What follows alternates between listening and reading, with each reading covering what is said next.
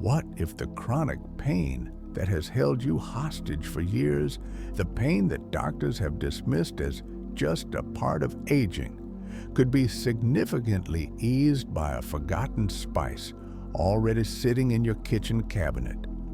What if I told you that after a decade of failed prescriptions, physical therapies, and resigned suffering, a simple homemade recipe began to unravel my pain in just 4 days? This is not a theory. This is not a sales pitch. This is my story. My name is Arthur, and at 84 years old, I had made peace with my pain. It was a bitter, quiet surrender. For my entire life, my hands were my world. I was a watchmaker, a man who found purpose in the delicate dance of gears and springs. But for the last 10 years, that world was stolen from me by the relentless fire of arthritis. My hands, once capable of the most precise movements, became stiff, swollen claws. The pain was my shadow, following me from the moment I woke to the long, sleepless hours of the night. I had accepted that my story was over, that my final chapter would be one of quiet endurance. But I was wrong. I am here today because I discovered that the body, even at my age, has an astonishing ability to heal itself, if only given the right key. This discovery is too important to keep to myself. Welcome to Senior Health and Life, the place where we share real stories and practical wisdom for living with dignity and strength. We believe it is never too late to find relief. If you or someone you love is tired of accepting pain as an inevitable fate, then I ask you to join our community. This is more than just a video. It's a message of hope. Subscribe to our channel now and ring the notification bell, because what you learn here might just be the key you've been searching for. Your support fuels our mission to bring these powerful truths to those who need them most.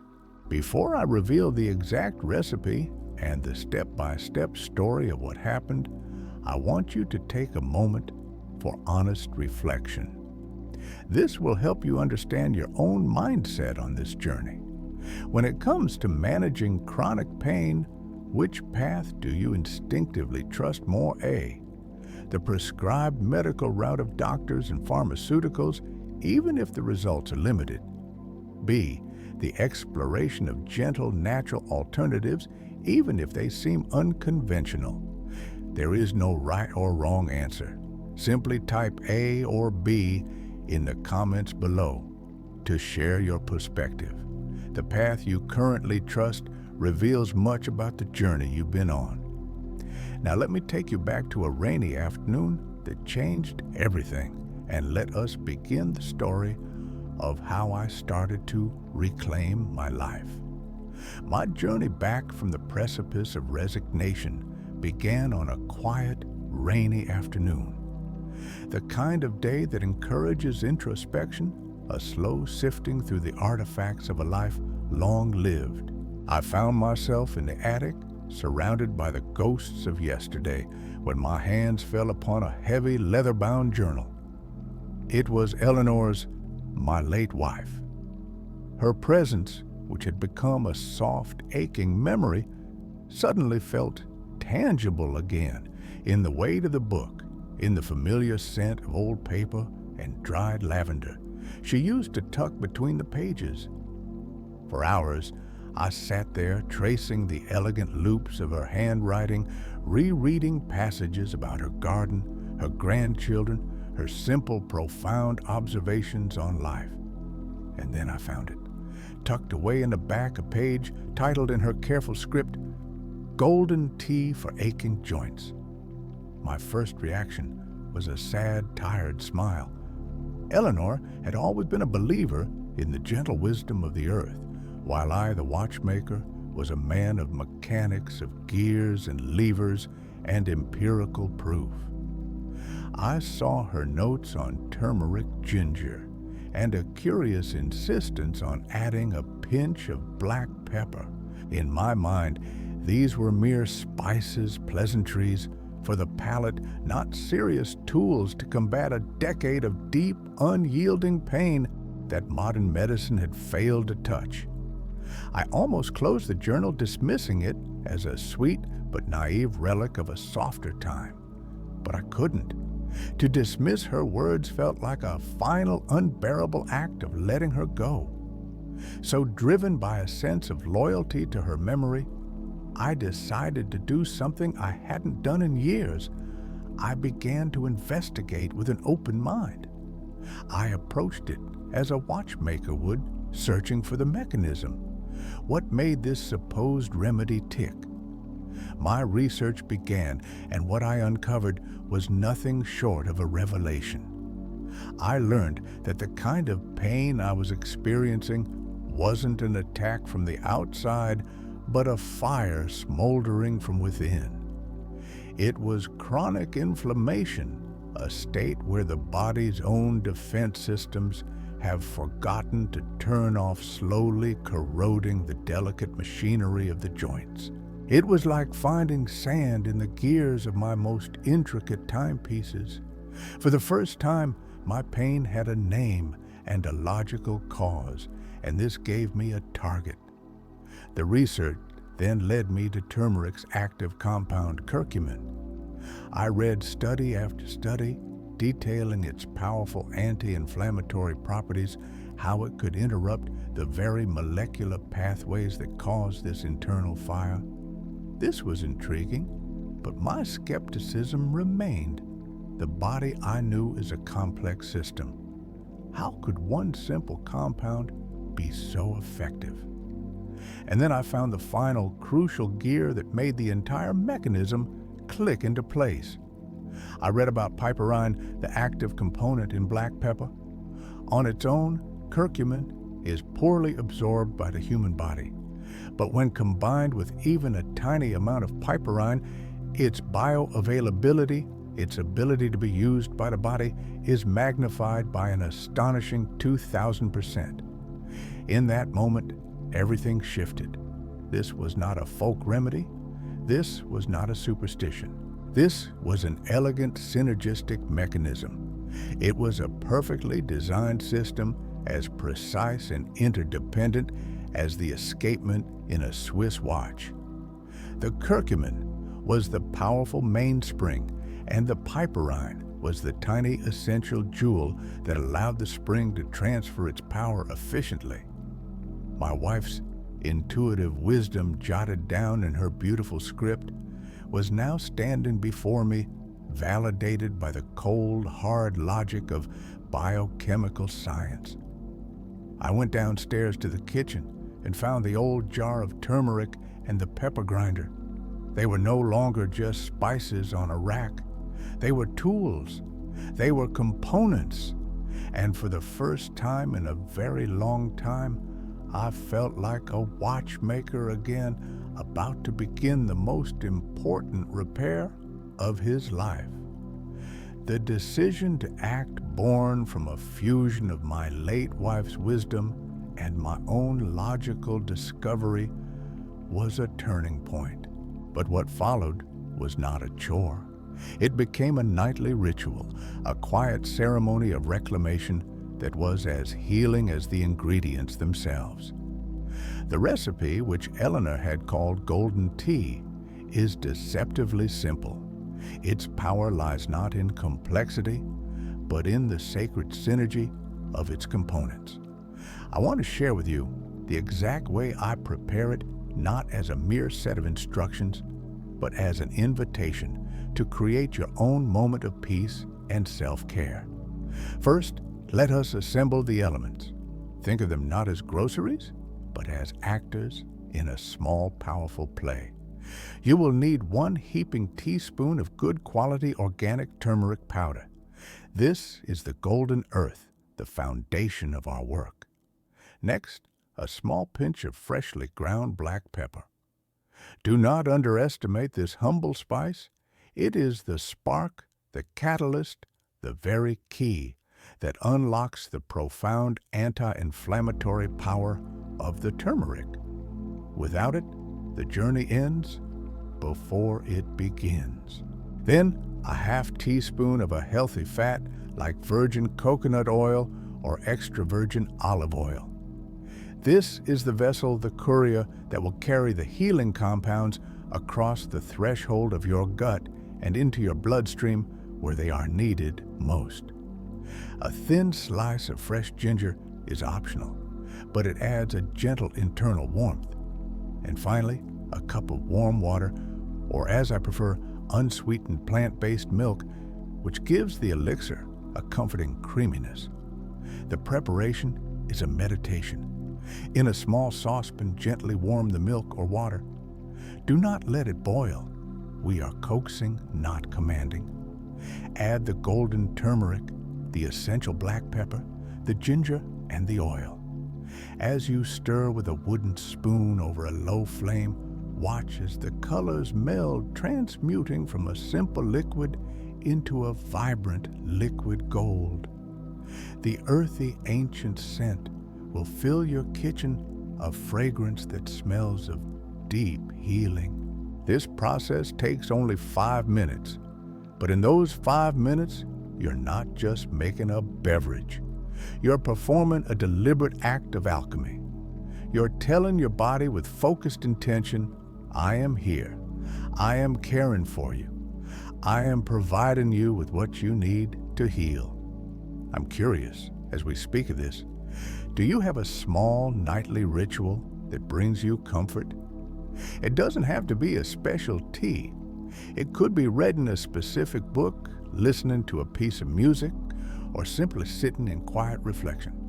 Share with our community by typing a simple yes or not yet in the comments. Acknowledging these small acts of peace is a powerful step in itself. For me, a man who spent a lifetime finding perfection in the precise mechanical clicks of a watch, this ritual was a revelation. My hands, which once manipulated gears no larger than a pinhead, were now stiff and clumsy.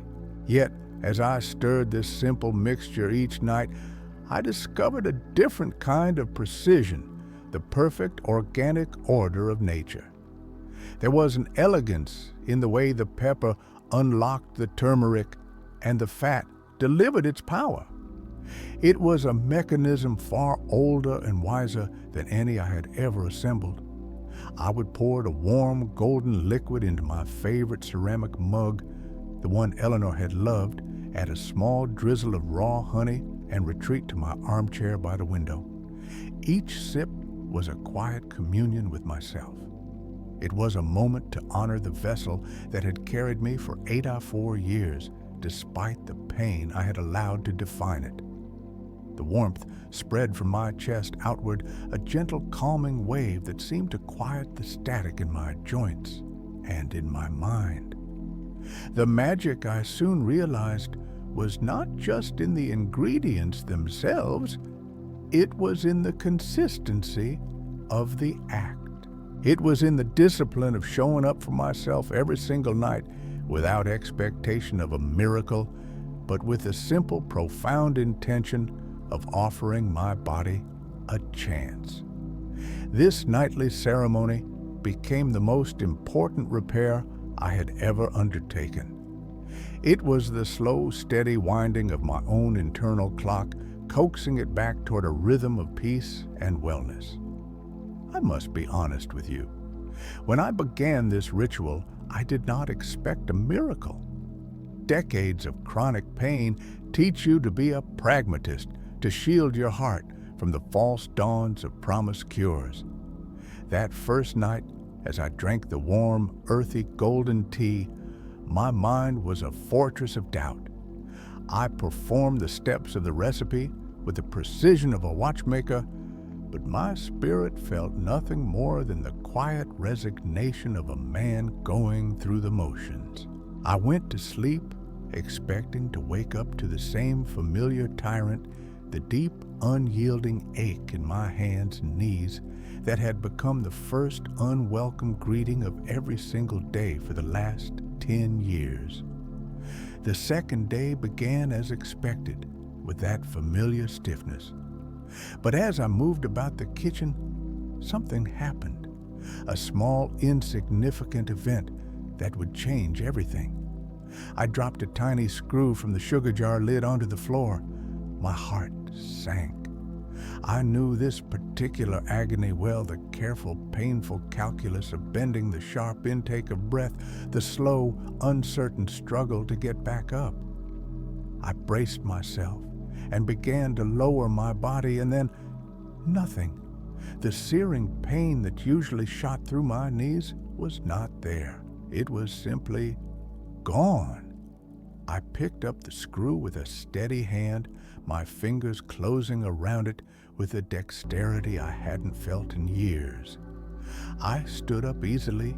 I stood there in the quiet of my kitchen, holding that tiny screw, and felt the first crack of light pierce through a decade of darkness. It wasn't a cure, but it was a signal. It was a possibility. The third day, the light grew brighter. I woke, and out of pure habit began the slow, painful ritual of massaging my fingers to life. But the ritual was interrupted.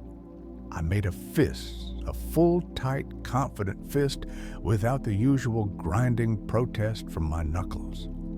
The fire of inflammation, which had raged for so long, felt like it was finally being banked, its angry heat receding into a manageable warmth. That day, I walked out to my small garden, not with the shuffling, hesitant gait of an invalid, but with the steady pace of a man who was reacquainting himself with his own body. The fear, that constant nagging fear that any misstep could trigger a new wave of pain, began to loosen its grip on my soul.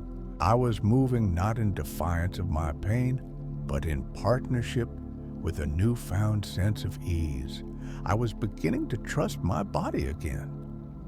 The fourth day was the day the dam broke. The cumulative effect of the physical relief finally overflowed into an emotional catharsis.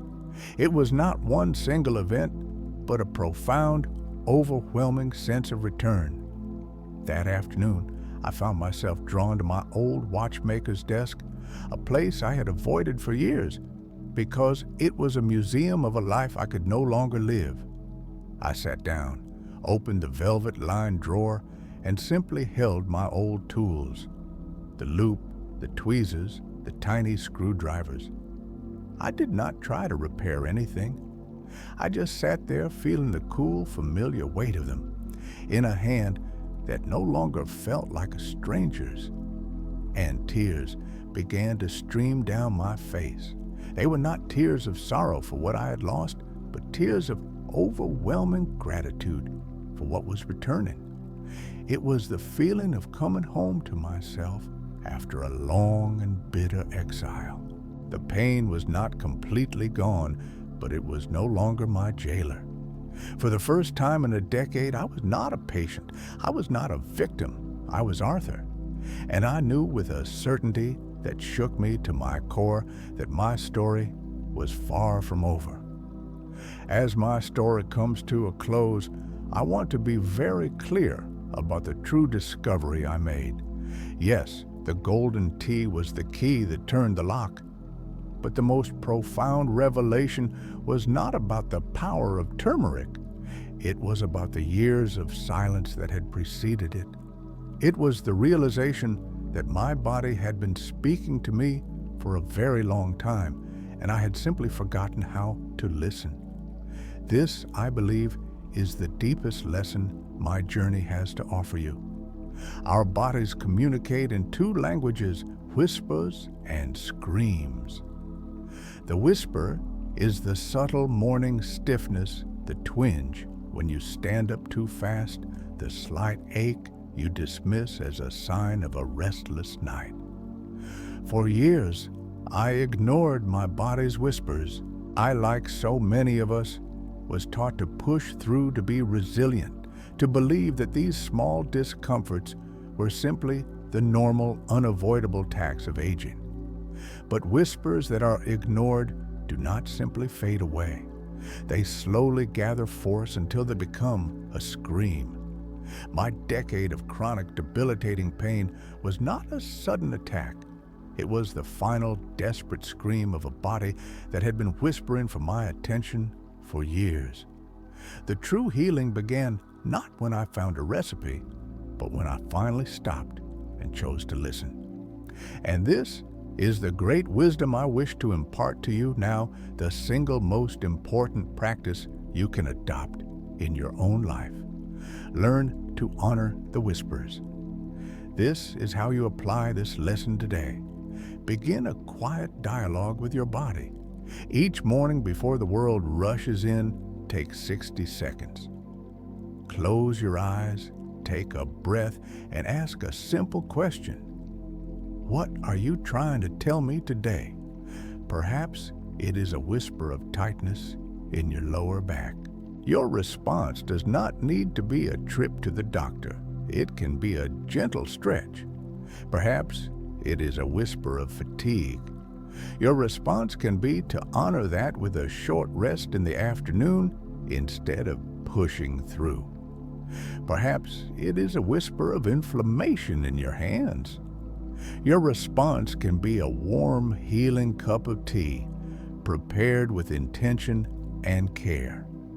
By responding to the whispers, you prevent them from ever needing to become a scream.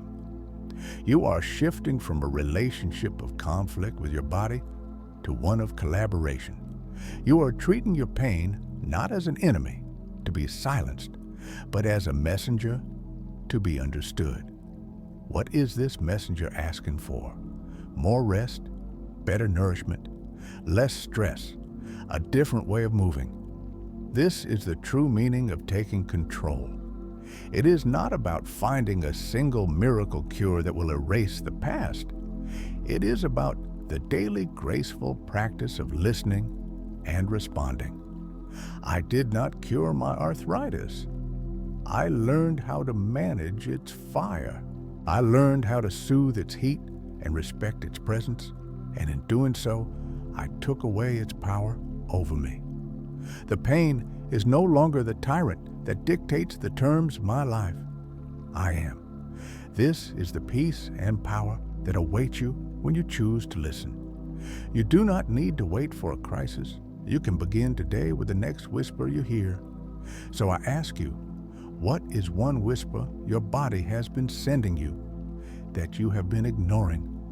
Acknowledging it is the first step. Share your thought in the comments below, not for me, but as a commitment to yourself. Your story of listening might just inspire someone else to begin their own. If this message has provided you with a new sense of hope or a different way of seeing your own journey, please like this video and share it with those you care about. And subscribe to our channel so we can continue to explore these paths to wellness together. Thank you for allowing me to share my story. It is an honor. Now go and listen. Your body is waiting to speak with you.